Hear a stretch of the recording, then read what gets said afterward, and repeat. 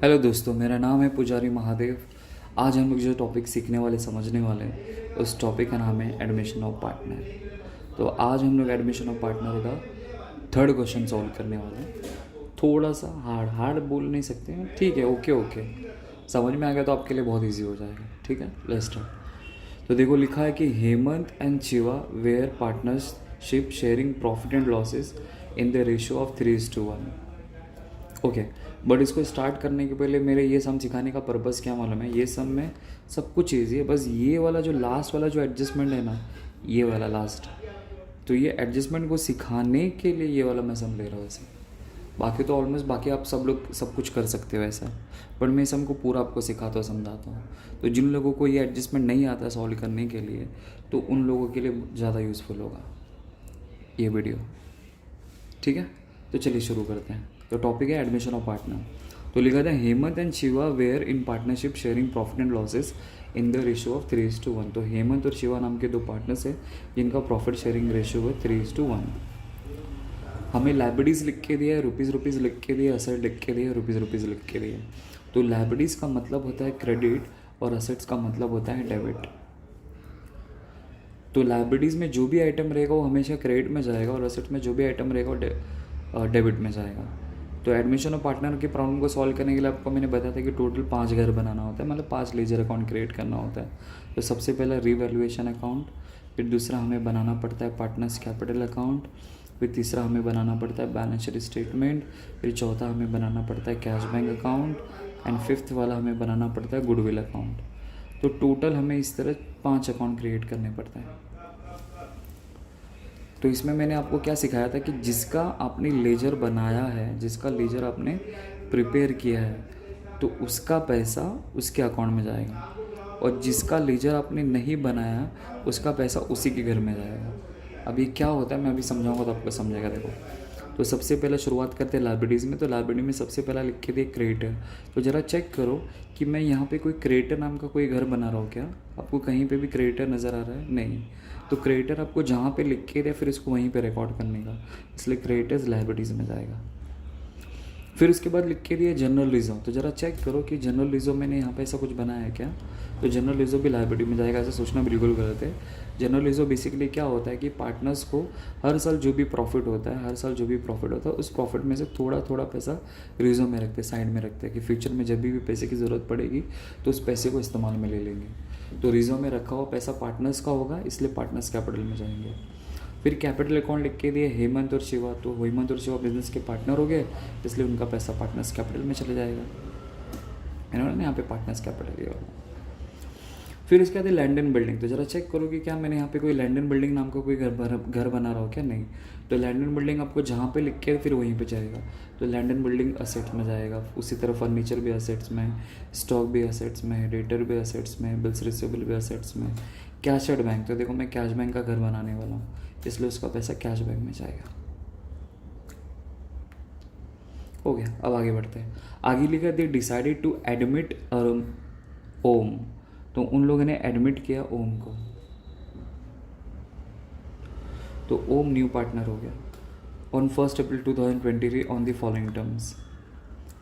तो पहला एडजस्टमेंट लिख के देखिए, he should be given 1/5 share in profit for that he bought to 40,000 as a capital through the RTGS। Okay, तो ये जस्ट इन्फॉर्मेशन यहाँ पे लिख के दिए कि जो नया पार्टनर बिजनेस में आ रहा है, ही मतलब ओम के बारे में बोल रहे हैं कि नया पार्टनर जो बिजनेस में आ रहा है उसको फ्यूचर में जो भी प्रॉफिट होगा ना, उसका 1/5 शेयर उसको दिया जाएगा। ठीक है, थैंक यू सो मच बताने के लिए। फिर आगे लिखा कि वो 42,000 का कैपिटल लेके आ रहा है। RTGS मतलब नेट बैंकिंग होता है, मतलब रियल टाइम ग्रॉस सेटलमेंट। तो ये नेट बैंकिंग के थ्रू सामने क्या मतलब बिजनेस अकाउंट में पैसा ट्रांसफर करेंगे, बट अपन को उसके ऊपर ध्यान नहीं देना है। सिर्फ ये देखना है कि वो 42,000 का क्या लाया, कैपिटल लेके आया। तो कैपिटल वाली मालूम है एंट्री पास की जाती है। तो मेरे आप पास्ट लेक्चर्स देखे होंगे ना, तो मैंने वहाँ पे कुछ टोटल 8 एंट्रीज़ के बारे में बताया। तो वो 8 एंट्री में से ये पहली एंट्री यहाँ पे आती है। तो यहाँ पे आपको कैपिटल वाली जर्नल एंट्री पास करनी पड़ेगी। तो वो वीडियो चेकआउट कर लेना, आपको पता चल जाएगा। अगर आपके पास ऑलरेडी है तो वहाँ से भी आपको पता चल जाएगा। फिर आगे लिखा गुडविल शुड बी रेज्ड ₹42,000। जो पार्टनर्स लोग हैं वो लोग गुडविल को रेज्ड कर रहे हैं। रेज्ड का मतलब होता है कैलकुलेट कर रहे हैं, मतलब अपने नाम की कीमत निकाल रहे हैं। कितना निकाला? 42,000। तो इसकी भी मैंने आपको एंट्री लिख के दी, वो भी चेक कर लेना। फिर उसके बाद लिख के दिया एप्रिसिएट लैंड एंड बिल्डिंग, तो लैंड एंड बिल्डिंग का वैल्यू 20% एप्रिसिएट हो गया। एप्रिसिएट का मतलब होता है ज़्यादा हो गया, तो लैंड एंड बिल्डिंग आपको जहाँ पे भी नज़र आ रहा है वहाँ पे डॉट मार लेंगे। फिर furniture and stock are to be depreciated by 10%, तो फर्नीचर स्टॉक का वैल्यू 10% कम हो रहा है, तो फर्नीचर पे डॉट मार लेंगे और स्टॉक पे डॉट मार लेंगे, उसका वैल्यू 10% कम कर देंगे। और लास्ट वाला जो एडजस्टमेंट है वो हीरो वाला एडजस्टमेंट है। तो देखो क्या लिखा है, capital account of all partner should be adjusted in their new profit sharing ratio through the bank account. ये क्या कुछ समझा तो नहीं, बाद में करेंगे इसको। बोला prepare the necessary accounts and the balance sheet of the new firm, अपन को नेसेसरी अकाउंट बनाने बोला और बैलेंस शीट बनाने बोला, तो ऑलरेडी हमें सब कुछ पता है कि टोटल 5 घर बनाने इसके अंदर। ठीक है, तो मैं ड्रॉ करके बताता हूँ, फिर हम लोग आगे बढ़ते हैं। तो देखिए मैंने यहाँ पे टोटल 5 घर बना दिया है। तो मैंने यहाँ पे पहले लिखा है in the books of partnership firm, ये आपको लिखना बहुत ज़रूरी है, तो आधा मार्क्स चला जाता है बोर्ड एग्जाम में। तो in the books of partnership firm, तो सबसे पहला रीवैल्यूएशन अकाउंट आपको 50% के लिए ड्रॉ करना है। Then partners capital account, particulars partners name, particulars partners name, तो यहाँ पे पार्टनर्स का नाम था हेमंत शिवा ओम, पर्टिकुलर्स हेमंत शिवा एंड ओम, इस तरफ डेबिट और इस तरफ क्रेडिट।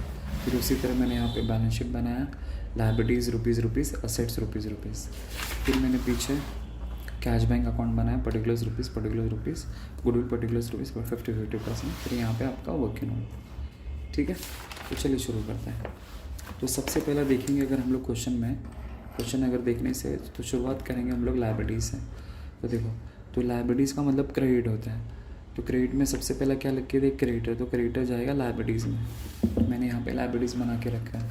तो बट आपको क्या करना है, रूल होता है कि क्या लाइबिलिटीज़ में पहले टॉप पे कैपिटल अकाउंट लिखा जाता है, इसलिए यहाँ पे कैपिटल अकाउंट लिखूँगा और तीनों पार्टनर्स का नाम लिख के छोड़ दूँगा पहले। तो तीनों पार्टनर्स का नाम क्या है, तो पहले पार्टनर का नाम है हेमंत, तो मैं यहाँ पे लिखूँगा हेमंत शिवा एंड ओम, लिख के छोड़ दिया। फिर इसके बाद आपको जो बोला रहेगा वो लिख देंगे। तो पहला यहाँ पे क्रेडिटर्स था, इसलिए क्रेडिटर पे, और इस पर डॉट नहीं, जिस पर डॉट रहेगा उसको अंदर लिखना रहता है और एक से 2 जगह छोड़ना रहता है। तो ये सीधा जाएगा 84,000 आउटर में, देख लो। फिर इसके बाद आता है जनरल रिजर्व, तो जनरल रिजर्व 8,400 है, 8,400 देख लो यहाँ पे, जनरल रिजर्व 8,400। तो ये जनरल रिजर्व पार्टनर्स कैपिटल में जाएगा। तो बात तो सही है कि पार्टनर्स कैपिटल में जाएगा, बट सवाल ये उठता है कि वो डेबिट में आएगा कि क्रेडिट में आएगा। तो मैंने आपको बताया कि लाइबिलिटीज़ का मतलब क्या होता है, क्रेडिट होता है, तो यहाँ पे जो भी लिख के दिया रहेगा हमेशा क्रेडिट में जाएगा, इसलिए पार्टनर्स कैपिटल अकाउंट के क्रेडिट में जाएगा। तो पहले टॉप पे रूल होता है कि पहले उनका बीडी मतलब उनका कैपिटल लिखना होता है, तो मैं बाय बैलेंस बीडी करके ऐसा लिख के छोड़ देता हूँ, जब आएगा तो लिख देंगे। तो अब उसके नीचे मैं लिखूँगा बाय जनरल रिजर्व। अब 8,400 को मुझे क्या करना पड़ेगा, रेशियो में डिस्ट्रीब्यूट करना पड़ेगा। तो हमें रेशियो लिख के दिया है 3:1 और मुझे जनरल रिजर्व का वैल्यू लिख के दिया है 8,400। अब दोनों में बांटना, तो क्या करने का, 3:1 है, 3 और 1 कितना होता है 4, तो 3/4 1/4 हो जाएगा। तो क्या करूँगा 8,400 इंटू 3/4 पहला वाला आंसर आ जाएगा, देन 8,400 इंटू 1/4 सेकेंड वाला आंसर आ जाएगा। तो 4 2 8, 4 1 4, 2 0 चिपका दिया। इसको 20 से डिवाइड करूँगा तो वही आने वाला है 1,200, क्योंकि सेम नंबर है ना। अब वो 2,100 को 3 से मल्टीप्लाई कर दूँगा, तो 3 0 0, 3 0 0, 3 1 3 एंड 3 2 6,300। और इसको इससे मल्टीप्लाई करूँगा तो 2,100 आ जाएगा। तो पहले पार्टनर को इतना मिलेगा। तो मैं इसके अकाउंट में मैंने ऑलरेडी यहाँ पे जनरल रिजर्व लिखा, तो 6,100 एंड 2,100, सॉरी 6,300 2,100 ये लिख दिया, हो गया, बांट दिया रेशियो में, क्रेडिट में लिख दिया। अब नेक्स्ट देखो आइटम क्या है। तो नेक्स्ट तो जनरल रिजर्व था, मैंने 8,400 मैंने रिकॉर्ड कर दिया। अब उसके बाद एक कैपिटल अकाउंट हेमंत और शिवा, तो ये पार्टनर्स कैपिटल में जाएगा, बट ये भी पैसा उनके क्रेडिट में जाएगा।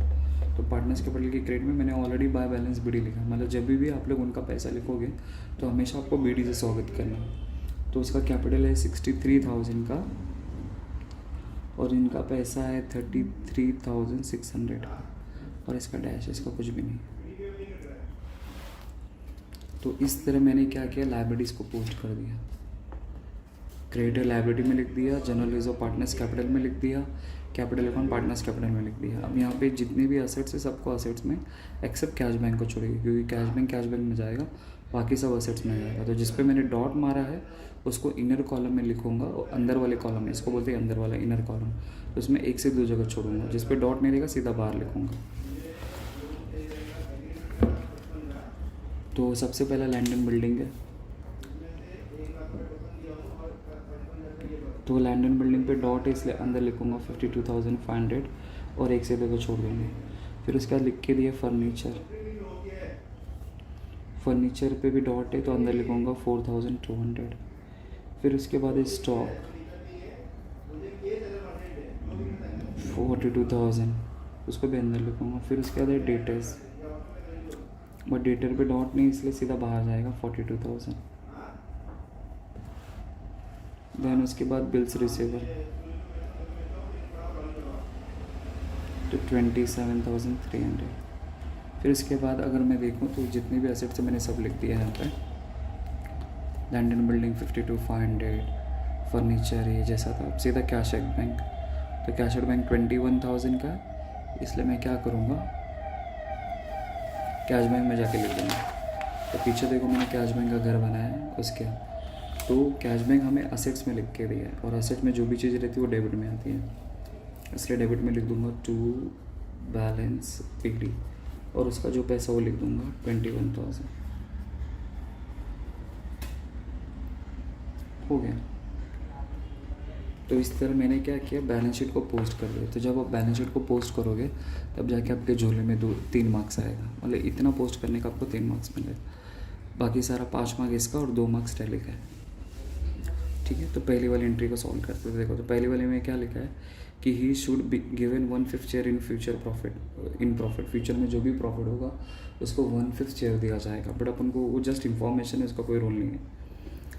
सीधा आ जाओ कि नया पार्टनर 42,000 का कैपिटल ला रहा है, तो आपको कैपिटल वाली एंट्री पास करनी पड़ेगी। तो मैंने आपको प्रीवियस लेक्चर में बताया था कि टोटल 8 एंट्रीज़ है, तो वीडियो चेकआउट कर लेना, आपको पता चल जाएगा। तो मैं आपको यहाँ पे ऊपर से बता देता हूँ कि चाहे पार्टनरशिप बिजनेस में एक नया पार्टनर आता है तो उसे कैपिटल लाना पड़ता है। तो आपको ऐसा समझना है कि बिजनेस में पैसा आ रहा है, इसलिए cash bank account debit to new partner. तो न्यू पार्टनर का नाम क्या है, ओम, इसलिए ओम कैपिटल आएगा। न्यू पार्टनर्स नहीं लिखने का, उस पार्टनर का नाम लिखने का। तो उसने पैसा कितना लाया, 42,000 लाया, तो 42,000 हो गया। अब नाउ इसका हम लोग क्या करेंगे, लेजर पोस्टिंग करेंगे। तो भी देखो मैंने कैश बैंक को कहाँ पे लिखा है, डेबिट में लिखा ना, तो कैश बैंक के डेबिट में जाने का और सामने वाले का नाम रिकॉर्ड करने वाला, अपोजिट नेम आपको रिकॉर्ड करना है। तो मैं कैश बैंक के डेबिट में गया और अपोजिट नेम रिकॉर्ड करूँगा टू ओम कैपिटल अकाउंट, उसका जो वैल्यू है 42,000 हो गया। अब उसके बाद कैश बैंक का नंबर हो गया, इसका नंबर, तो ओम बिजनेस का पार्टनर हो गया, और 2 जिसके आगे टैग लगता है मतलब वो क्रेडिट होता है। तो पार्टनर्स कैपिटल के क्रेडिट में जाऊंगा और सामने वाले का नाम रिकॉर्ड करूँगा, तो बाय कैश बैंक अकाउंट। तो देखो ये पार्टनर्स कैपिटल का क्रेडिट साइड हो गया, यहाँ पे लिखूँगा बाय कैश बैंक अकाउंट, और सीधा ओम की कॉलम में लिख दूँगा 42,000 हो गया। तो इस तरह मैंने पहला एडजस्टमेंट सॉल्व कर दिया।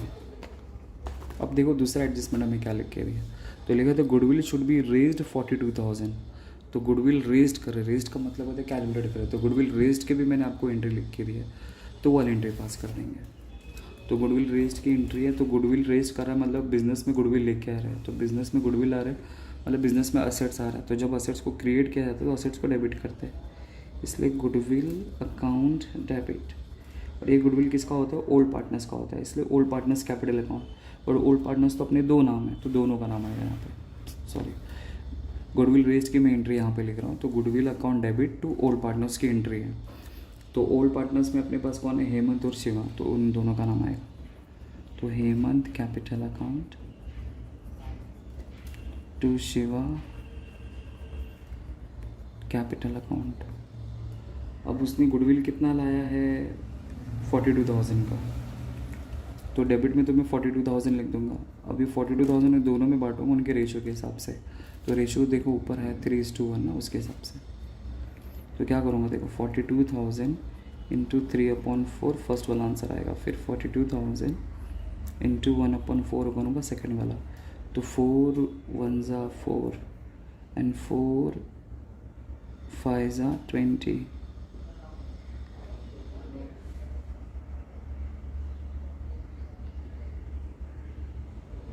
सॉरी ऐसा मत करो, डायरेक्ट मैं आपको बताता हूँ ऐसा। देखिए इसको सॉल्व कैसे करते हैं, मैं इसको दूसरी यहाँ पर लिखता हूँ वापस।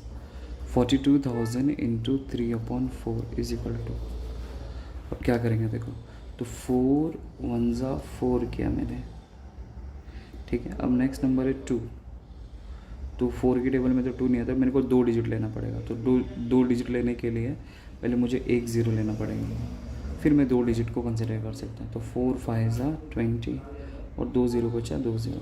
अगर ऐसा नहीं समझा, जैसे बचपन में हम लोग करते थे वैसे करना, तो भी आपका आंसर आ जाएगा। 4 को 42,000 से डिवाइड कर देना, ऐसा भी आपका आंसर आएगा। देखो ऐसे बताता हूँ, 4 1 ज़ा 4, तो 4 में से 4 गया 0।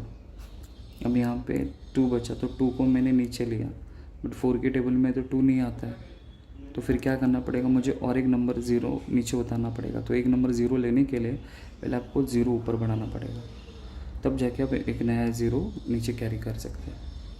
अब 4 5 ज़ा 20 कैंसिल किया, तो यहाँ पे 2 ज़ीरो बचा, यहाँ पे भी 2 ज़ीरो, ऐसा ऐसा कर सकते हैं। अब 10,400 को 3 से मल्टीप्लाई कर दो, तो 3 0 ज़ा 0, 3 0 ज़ा 0, 3 5 ज़ा 15, 1 कैरी, 3 0 ज़ा 0 1, तो ये आ जाएगा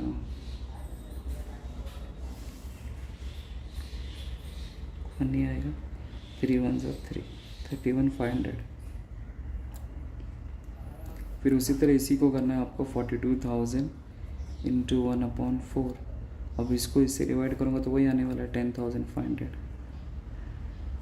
बस। तो 10,500 को 1 से मल्टीप्लाई करूँगा तो 10,500 ही आएगा।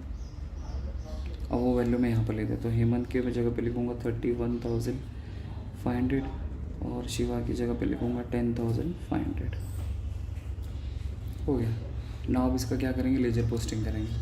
तो मैंने गुडविल कहाँ पे लिखा है, डेबिट में लिखा है, तो गुडविल के डेबिट में जाऊँगा और सामने वाले का नाम रिकॉर्ड होगा। तो सर तो सामने दोनों का नाम है, तो दोनों का नाम आएगा। तो गुडविल के डेबिट में जाना है, दोनों का नाम लिखना है। तो 2 आएगा हेमंत कैपिटल अकाउंट, फिर दूसरा आएगा 2 शिवा कैपिटल अकाउंट। तो 31,500 उसका जो वैल्यू रहेगा और 10,500 उसका जो वैल्यू रहेगा वो लिख देंगे। इसका हो गया, अब इसका नंबर, इसका हो गया, अब इसका नंबर। तो अब ये दोनों 2 है, मतलब क्रेडिट हो गया, और ये दोनों बिजनेस के पार्टनर हो गए, इसलिए पार्टनर्स कैपिटल की क्रेडिट में जाऊंगा और सामने वाले का नाम लिखूंगा। तो पार्टनर्स कैपिटल देखो, ये डेबिट हो गया, क्रेडिट हो गया, यहाँ पे सामने वाले का नाम तो आ जाएगा बाय गुडविल अकाउंट। तो 31,500 और 10,500 लिख दिया। चलो अब नेक्स्ट एडजस्टमेंट देखो क्या लिख के दिया। 2 भी हो गया। नेक्स्ट लिखा है अप्रिसिएट लैंड एंड बिल्डिंग 20%, मतलब लैंड एंड बिल्डिंग आपका 20% इंक्रीज़ हो रहा है। तो पहले देखो लैंड एंड बिल्डिंग कितना था, 52,500 था। अब आपको इसको 20% इंक्रीज़ करना है, तो 20% इसमें ऐड करना पड़ेगा। तो देखो कैसे करना है।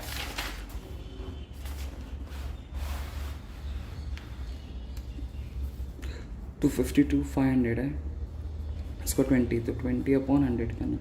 तो 0 से 0 गया, 0 से 0 गया, और 5250 2 बचा, तो 2 0 ज़ा 0, 2 5 ज़ा 10, 1 कैरी, 2 2 ज़ा 4, 1 + 5, 2 5 ज़ा 10, तो 10,500 आता है मल्टीप्लाई करने के बाद। बस अब आपको क्या करना है, ऐड करना है ना, एप्रिसिएशन हुआ इसलिए आपको प्लस करना है। तो लैंड एंड बिल्डिंग में जाके आपको प्लस करना है, प्लस एप्रिसिएशन 10,500, दोनों को ऐड करेंगे तो 53, तो 63,000 आ जाएगा। अब आपको सोचना है कि आपके लिए खुशी की है दुख की बात है। आपको पता है ना, हमेशा आपको एडजस्टमेंट का 2 इफेक्ट देना है। तो उसका सेकंड इफेक्ट कहाँ पे आ जाएगा, रीवैल्यूएशन के क्रेडिट में बाय बिल्डिंग अकाउंट 10,500 लिख दिया। मतलब जितना आप यहाँ पे माइनस करोगे, जितना प्लस करोगे, वही आपको यहाँ पे लिखने का है। हो गया दो इफेक्ट। नेक्स्ट देखो क्या है। नेक्स्ट लिखा है the furniture and the stock is to be depreciate by 10%। तो फर्नीचर का 10% कम करना है और स्टॉक का 10%। डेप्रिसिएट का मतलब होता है कम करना। तो फर्नीचर देखो आपको 4,200 नज़र आ रहा है, तो उसका आप लोग 10% कम कर दोगे। स्टॉक भी आपको कितना नज़र आ रहा है, स्टॉक देखो 42 था, उसका 10% आपको कम करना है। तो देखो फर्नीचर है 4,200, उसका 10%, तो 10/100 लिखना रहता है। परसेंट मतलब 100। तो 0 से 0 गया, 0 से 0 गया, 1 से 1 गया, तो 420 ये फर्नीचर का है।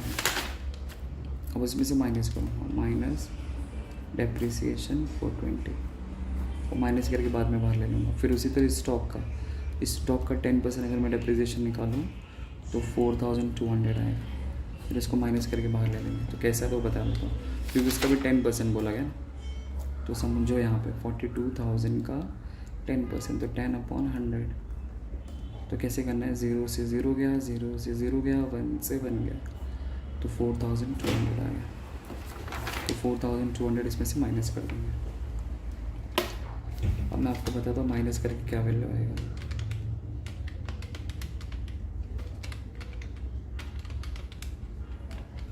तो इसका आंसर आता है 3780।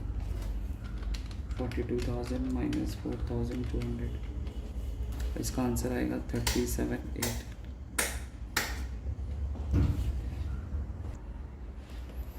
तो इसको मैंने माइनस करके यहाँ पे लिख दिया इन सबको।